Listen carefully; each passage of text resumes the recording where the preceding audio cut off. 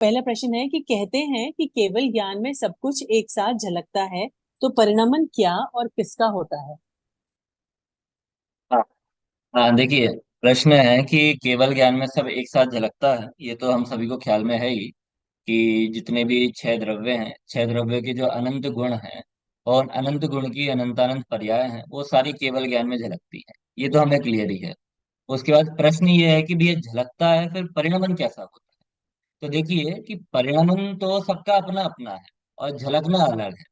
मतलब आप अपन इसको नॉर्मल लाइफ में देखें तो कोई घटना, हमने एक्सीडेंट सामने देखा, तो हम उसको जान तो रहे हैं ना। तो जानने से एक्सीडेंट रुक तो नहीं जाएगा, या एक्सीडेंट जैसा हुआ है वो बदल तो नहीं जाएगा। वो तो केवल हमारे ज्ञान का गेय बन रहा है। तो वैसे ही केवल ज्ञान के साथ में हमको समझना है कि केवल ज्ञान में वो सारे पदार्थ झलकते हैं, अर्थात वो देखते हैं। देखने से उन पदार्थों का परिणमन तो नहीं बदल जाएगा या परिणमन रुक तो नहीं जाएगा, क्योंकि वो तो उनका स्वयं का हो रहा है। तो इसलिए केवल ज्ञान से कोई अंतर नहीं पड़ता कि केवल ज्ञान जान रहा है तो परिणमन में कुछ अंतर हो जाएगा कि नहीं होगा। वो तो जैसा है वैसा ही रहने वाला। दूसरा कि यहाँ पर एक प्रश्न ऐसा हो सकता है कि जो केवल ज्ञान जब एक बार जान रहा है, सारे पदार्थों को एक बार उन्होंने जान लिया कि भूत के पदार्थों में ऐसा ऐसा हुआ है, वर्तमान में ऐसा ऐसा हो रहा है और भविष्य में ऐसा होगा, फिर अगले समय वो केवल ज्ञान क्या जानेगा। तो इसमें बस पर्यायों का अंतर पड़ेगा कि जैसे अभी जो उन्होंने वर्तमान को जाना, अब वो अगले समय जानेंगे तो अभी का वर्तमान उनके अगले समय के लिए भूत हो गया। और जो अभी भविष्य था अगले समय, अब वो अगले समय में वो भविष्य उनके लिए वर्तमान हो जाएगा। और जो भविष्य था आगे का, वो एक एक समय पहले का वो जानेंगे। तो समय भेद से वो जानते हैं कि भैया भूत का अलग है, वर्तमान का अलग है और भविष्य का अलग है। अपन कहेंगे भैया इससे क्या अंतर पड़ता है। तो इसको अपन अपन डेली लाइफ में ही देखें कि कोई प्लानिंग हमने बहुत की कि भैया हम इस काम को इस प्रकार से करेंगे, या जो आज हमारा सेशन है इस सेशन में हम ये चर्चा करेंगे। ये तो हम भविष्य के बारे में सोच रहे हैं। अब वही चर्चा जब हम करेंगे तो उसका एक आनंद अलग होता है ना। मतलब उसका एक रिजल्ट हमें अलग मिलता है। तो मतलब भूत का सोचना, वर्तमान में सोचना, भविष्य में सोचना, वो तीनों ही चीज अलग अलग हैं। इसलिए उनका भी जो सारे पदार्थों को जान रहे हैं एक साथ, उसमें भी भूत वर्तमान भविष्य की अपेक्षा अंतर पड़ता जाता है। इस प्रकार से केवल ज्ञान सब पदार्थों को जानता है, और जो परिणमन है वो परिणमन तो सब वस्तुओं का अपना अपना है, वो स्वयं में हो रहा है। केवल ज्ञान के जानने से उनमें कोई बाधा नहीं आने वाली, रुकावट नहीं आने वाला है, या उसमें कुछ अतिरिक्त नहीं होने वाला है। ऐसा ही स्वरूप है ये। जी, थैंक यू पंडित जी। किसी को भी कुछ पूछना हो तो प्लीज चैट में भेज दीजिएगा। अब दूसरा प्रश्न पूछेंगे Chitra ji. Chitra ji, over to you. Thank you Tanu एक जी। रेज मेघा हैंड हो जी रहा का। है। जी पंडित जी।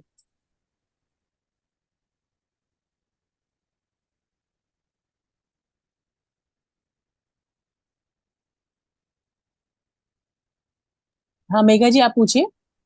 जय जिनेन्द्र भैया जी।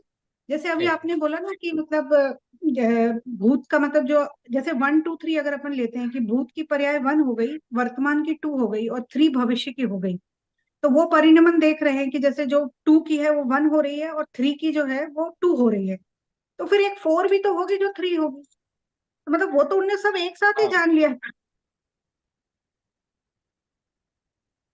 सही है आपका प्रश्न। ऐसा है, मैंने इसको बोला भी था कि जैसे अभी जो हम जान रहे हैं, वर्तमान में जो जान रहे हैं, या केवल ज्ञानी वर्तमान में जो जान रहे हैं, अगले समय उनके लिए वर्तमान भूत हो जाएगा, और इसके जस्ट अगला वाला समय वर्तमान हो जाएगा। तो उसके बाकी के समय भी तो बाकी रहे ना, उनका क्या होगा, तो भविष्य के भविष्य ही बने रहेंगे। देखिए, भविष्य होने पर भी उसमें थोड़ा बदलाव हुआ है। मतलब जो हम 4 नंबर पे जान रहे थे, अब एक कदम आगे बढ़ने के बाद, एक समय आगे बढ़ने के बाद, अब उनको 3 नंबर पर जानेंगे। मतलब वो धीरे धीरे करीब आ रहा है। अब इनसे उनको तो कोई फर्क नहीं पड़ने वाला है। बस इसको मैंने इसलिए बताया कि केवल ज्ञान में भी परिणमन हो रहा है, तो दूसरे के परिणमन को क्या हस्तक्षेप करेगा। मतलब वो अपने परिणमन में ही कुछ नहीं कर रहा है, सब कुछ जानते हुए भी। आ, भूत वर्तमान भविष्य जो जान लिया है, उनमें भी भूत भविष्य वर्तमान की अपेक्षा जो थोड़ा बहुत अंतर पड़ता है, वो पड़ता है। पर ऐसा नहीं है कि अभी कुछ और जाना है, अगले समय कुछ और जानेंगे। वो तो सब एक सही जाना। अब मतलब जैसे भैया जी ये हुआ कि वो ऐसा जान रहे हैं, लेकिन जो आदिनाथ भगवान ने जाना है वो महावीर भगवान ने भी जाना है। देखिए, बहुत आपने सुंदर बोला कि जो आदिनाथ भगवान ने जाना है वही महावीर भगवान ने भी जाना है। जान तो दोनों दोनों ही बराबर रहे हैं। पर जैसे अपन इसमें दिव्य ध्वनि की बात करें, तो आदिनाथ भगवान की जो दिव्य ध्वनि खिरी है उसमें भी द्वादशांग अंग थे, है ना, मतलब 12 अंग रूप वो खिरी थी। महावीर भगवान की जो दिव्य ध्वनि खिरी है वो भी 12 अंग रूप खिरी है। तो दोनों ने जो जाना वो तो कह ही दिया है।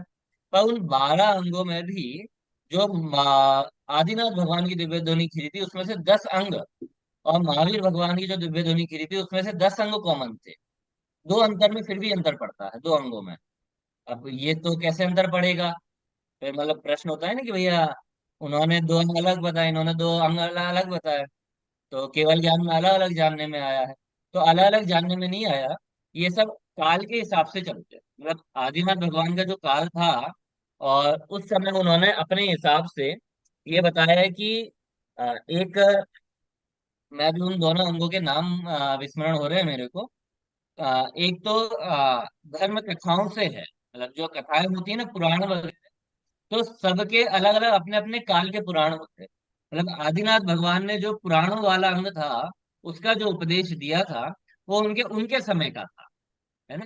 क्योंकि उस समय जो प्राणी थे उनके लिए वो कार्यकारी था, तो उन्होंने उस उपदेश दिया। अब महावीर भगवान के समय आ गए, तो महावीर भगवान ने इस समय जो प्राणियों को लाभकारी था या इस समय जो चल रहा था उसका उपदेश दिया। तो ऐसे दो अंगों में तो अंतर पड़ता है, पर इसका मतलब ये नहीं है कि केवल ज्ञान में दोनों ने अलग अलग जाना है। पर कथन में तो कुछ ना कुछ भेद प्रभेद पड़ेगा ना, क्योंकि कथा वस्तु स्वरूप तो अनंत है, पर्याय तो अनंत है, और कह तो हम सीमित रहे हैं, तो उसे सीमित जानने में आएगा।